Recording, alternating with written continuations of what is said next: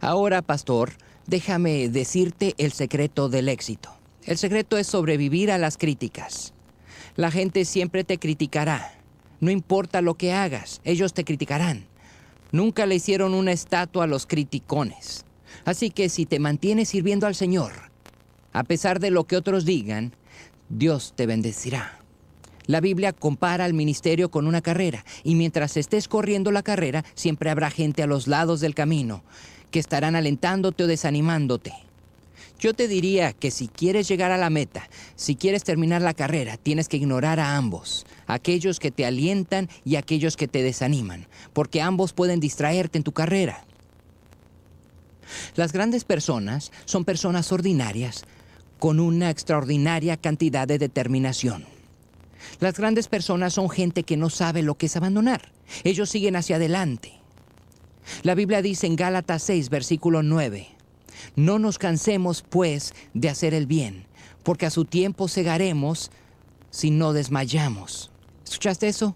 No te des por vencido, y levantarás la cosecha si no abandonas. Una vez leí una estadística de iglesias que dice que el pastor promedio se desanima y quiere dejar la iglesia por causa de 8 personas. Solo 8 personas. He descubierto que cuando el pastor se queda en la iglesia, eventualmente la gente problemática se va. Pero cuando el pastor se va, la gente problemática se queda. Tú tienes que decidir quién va a ganar, Dios o el diablo, y no desanimarte. Nunca olvidaré mi primera experiencia con el desánimo. Era un joven evangelista y estaba predicando en una pequeña iglesia en California. Estuve predicando martes, miércoles, jueves, viernes, sábado y domingo, y nadie había hecho una decisión por Cristo. Ningún cristiano se comprometió nuevamente con Cristo. El domingo por la tarde yo estaba muy desanimado. Me sentía decaído y muy deprimido. Me acuerdo que me arrodillé y comencé a orar. Dije, Padre, estoy muy desanimado y no sé qué supongo hacer con este desánimo. ¿Debo ponerme a él o debo aceptarlo? ¿Debo resistir la depresión y el desánimo que siento o debo dejarme llevar por esto y permitir que suceda? Por favor, querido Padre, muéstrame qué debo hacer con mi desánimo. Bueno, terminé de orar y me levanté y yo estaba en la oficina del pastor allí en la iglesia y había varios libros en los estantes, libros cristianos. Por supuesto, me gusta leer libros cristianos. Y mientras estaba mirando estos libros, a los pocos minutos el pastor entró a la oficina. Buscando a través de ellos encontré un álbum de casetes donde estaba el sermón de un hombre llamado Jerry Falwell. Este sermón se titulaba ¿Cómo duplicar la asistencia de tu iglesia en un año? Yo era un joven evangelista, no era pastor, pero le dije al pastor de la iglesia, ¿me permitiría oír este sermón de modo que pueda escucharlo? Porque puede ser que algún día llegue a ser pastor. Y él dijo, seguro que sí. Así que él colocó el casete en su grabador, solamente que lo colocó al revés por accidente. Y del otro lado de la grabación había un sermón titulado ¿Por qué nunca debieras desanimarte? ¿Y por qué nunca debieras darte por vencido? Era como si el Señor me estuviera hablando directamente. Y escuché en ese mensaje una frase que nunca he olvidado. Y fue esta. Tú no defines a una persona por su grandeza, por sus talentos, por su riqueza o por su educación, sino que defines la grandeza de la persona por su resistencia al desánimo. Déjame hacerte una pregunta muy personal. ¿Qué tanto toma desanimarte? ¿Te das por vencido tan solo por una palabra de crítica? ¿Basta tan solo un problema para que tires todo y te des por vencido como ministro? Esa sería una victoria para Satanás. Nunca te des por vencido. Durante la famosa Segunda Guerra Mundial, el primer ministro de Inglaterra era Winston Churchill. Y en lo más crítico de la guerra, Inglaterra estaba siendo bombardeada con bombas nazis, bombas del ejército nazi. Y el primer ministro, Winston Churchill, fue invitado a hablar en una famosa escuela para varones. Les avisaron a todos los estudiantes en la escuela, tengan listos sus papeles y lápices porque viene el primer ministro a darnos una conferencia. Bueno, al tiempo previsto, el primer ministro, Winston Churchill, llegó a la escuela. Abrió la puerta, entró al salón que estaba lleno de estudiantes y les dijo a estos jóvenes que se estaban preparando para la guerra: caballeros, nunca se den por vencidos. Nunca se den por vencidos. Nunca, nunca, nunca, nunca, nunca, nunca se den por vencidos. Se dio vuelta y salió del salón. Eso era todo lo que él tenía que decir. Pero es la lección más importante que debemos aprender en nuestro servicio a Cristo Jesús. Siempre es muy temprano para abandonar. Dios usa gente que nunca se da por vencida. Nunca serás un fracaso a menos que abandones.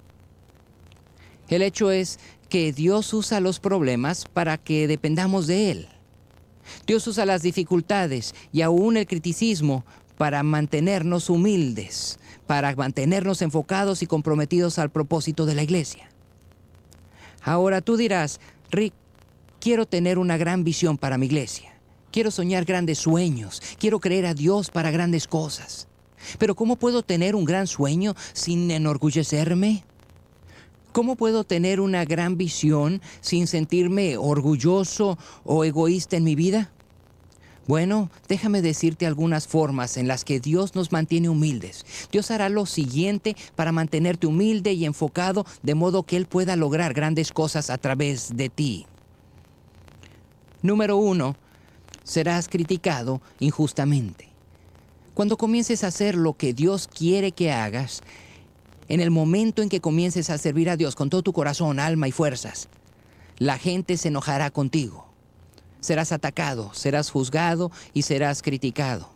Mientras estés ayudando a que la iglesia crezca y ayudando a ganar almas para Cristo, mucha gente no entenderá y dirá: oh, lo que tú tienes es un tremendo orgullo, quieres tener una iglesia grande para sentirte bien. Mucha gente no entiende lo que significa para Dios la gente que se pierde. Mucha gente no entiende que Jesucristo dio su vida y derramó su sangre por cada persona en tu vecindario, cada persona en tu ciudad y cada persona en tu pueblo. Toda esa gente necesita conocer a Cristo y esa es la motivación que te impulsa a seguir. De todas maneras te criticarán y no te entenderán. También tendrás problemas tan grandes que solo podrán resolverse con oración. Dios te mantendrá humilde y sobre tus rodillas porque hay cosas que solo pueden resolverse a través de la oración. También cometerás errores tontos. El hecho que eres un ministro y tienes un llamado a servir a Dios no significa que eres perfecto. Eres un ser humano y a veces cometerás errores que te darán vergüenza. Dios usará eso para mantenerte humilde. El sueño será muy grande. Si realmente viene de Dios, cuando Él te da una visión, esta es tan grande que estarás al límite del fracaso y fracasarás a menos que Dios haga un milagro. Te darás cuenta que cuando tengas éxito y Dios te bendiga en tu ministerio, las demás personas tomarán crédito por ello. Ellos dirán: bueno, nosotros hicimos esto, cuando realmente fue Dios trabajando a través de ti. No te preocupes por eso, Dios hará grandes cosas a través de la gente que no le interesa ganar créditos. Y si estás dispuesto a dejar los créditos a los demás, encontrarás que Dios te bendecirá en maneras que nunca antes pensaste sería posible. La Biblia dice en 1 Corintios 3:7: así que no es el que planta ni el que riega, sino Dios el que trae el crecimiento. De modo que yo te diría: no te preocupes en ser humilde, porque Dios te mantendrá humilde. Es muy fácil para Dios humillarte. He descubierto que cuando comienzo a enorgullecerme, Dios tiene diferentes formas de humillarme, inclusive a través de mi esposa y de mis hijos. Pero un problema aún mayor que enfrentan los pastores y líderes es el tema de la confianza en Cristo. El hecho es que te hemos hablado en esta conferencia acerca de cómo edificar tu iglesia sobre los 5 propósitos de Dios. Nos anima a pensar en lo que Dios puede hacer en tu iglesia y en tu vida. Pero la verdad es que regresamos a casa, planeamos y oramos, y si nuestras iglesias explotaran en crecimiento, la mayoría de nosotros nos asustaríamos hasta la muerte. Nos daría temor porque no estamos preparados para esa clase de crecimiento. Así que necesitamos hablar por un minuto acerca de ese tema de la confianza en Cristo. Yo sé que este es un problema porque lo experimenté en mi iglesia de Saddleback el primer año. Cuando fui y comencé en Saddleback, como ya lo mencioné, había solo una familia trabajando conmigo. Tuvimos 7 personas en la primera reunión. Pero en un año, la iglesia creció a más de 100. De hecho, el primer año la iglesia creció a 150 personas. Esta era la única iglesia que yo había pastoreado. Nunca antes había pastoreado una iglesia. Y para fin de año, yo tenía todos estos cristianos bebés. Yo continuaba haciendo todo el trabajo y toda la oración y la enseñanza, trabajando 18 horas al día. Me quedé sin energías. Estaba agotado emocionalmente y espiritualmente porque estaba trabajando tenazmente. Y el último domingo del año, mientras me levantaba para enseñar a la congregación, demacrado, fatigado y sin fuerzas, me desmayé. Me caí en el púlpito. Bueno, después de eso, me vino una profunda depresión. Empecé a temer que cuando me levantara para hablar otra vez, comenzaría a desmayarme. Todo el mes siguiente, lo tomé para descansar. Me fui durante todo el mes al desierto para estar a solas con el Señor. No prediqué en mi iglesia. Dejé otra persona para predicar y enseñar. Y mientras estaba allí en el desierto, atravesé por mucho desánimo y depresión. Habían dos temores atravesando mi mente en ese momento. Número 1, Dios, no merezco esto. Estás bendiciendo mi vida demasiado. Vi cómo Dios había tomado la iglesia para bendecirnos a mi esposa y a mí, permitiéndonos conocer a 150 personas al cabo de un año. Pensé, no merezco esta bendición de Dios. No soy el hombre de Dios que debiera ser. Tengo dificultad tan solamente el serle fiel a Dios en mi oración personal diaria, cuanto más para ser pastor. Así que me sentí indigno y muy culpable de que Dios me haya bendecido más de lo que merecía. El segundo temor era, Dios, no puedo hacer esto. La iglesia está creciendo demasiado rápido.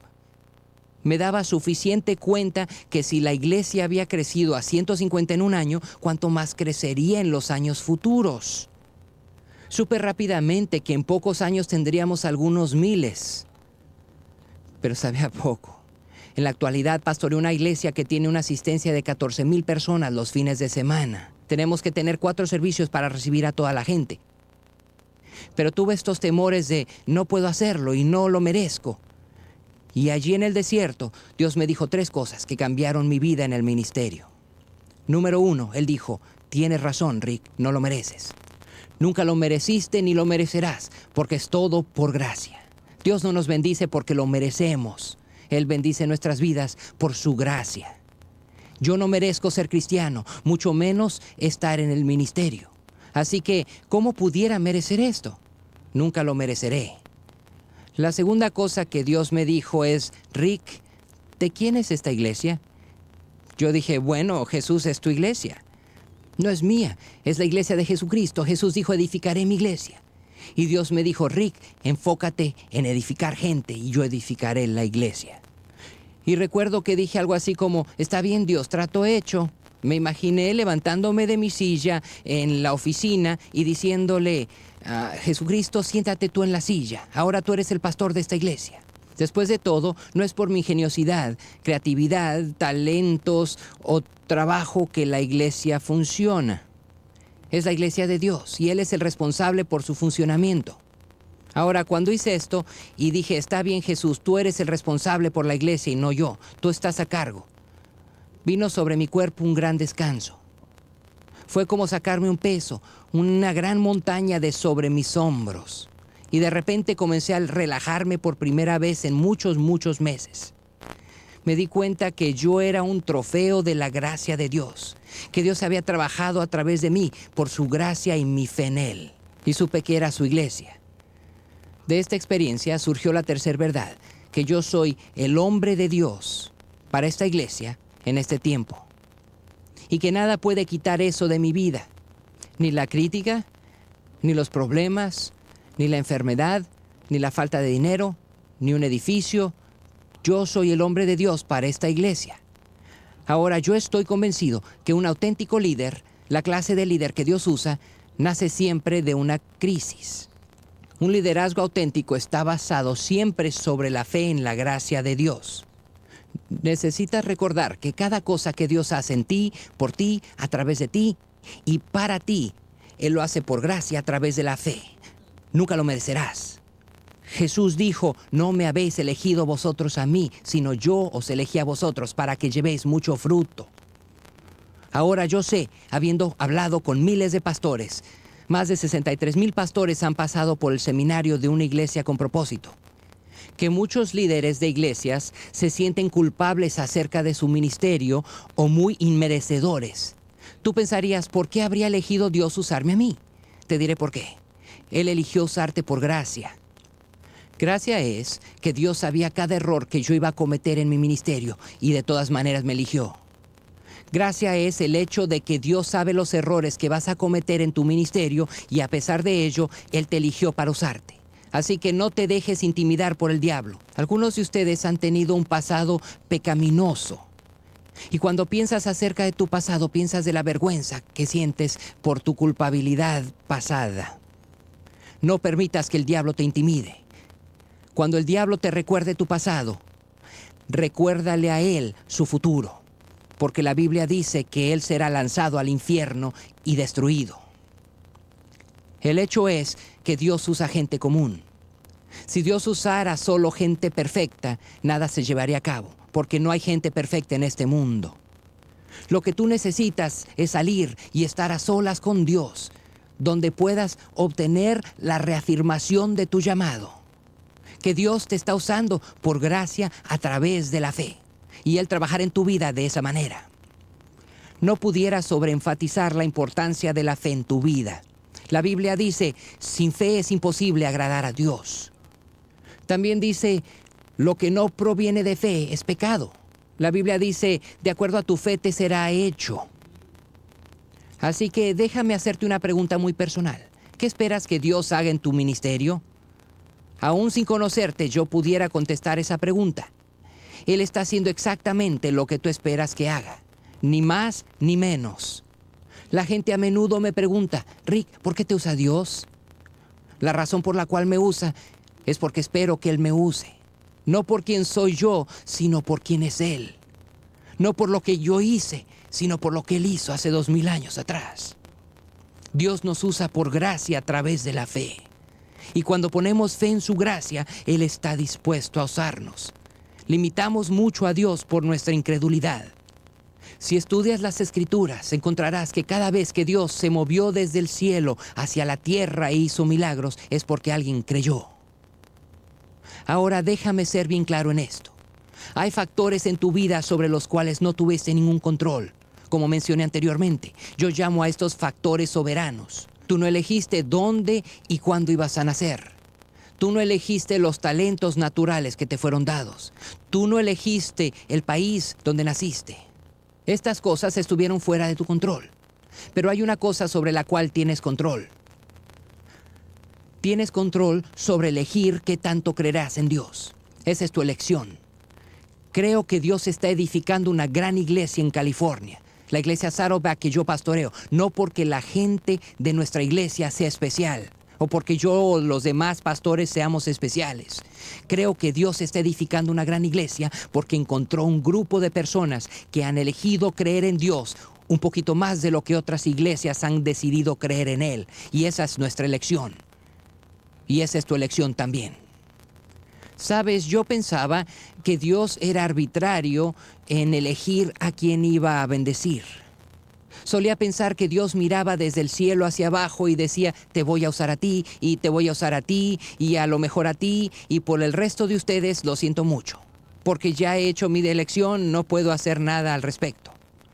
Entonces un día leí la Biblia en 2 de Crónicas 16:9, donde dice, los ojos de Jehová contemplan toda la tierra para mostrar su poder a favor de los que tienen corazón perfecto para con Él. Este verso dice que Dios está buscando gente para usarla. Dios está buscando gente para usar.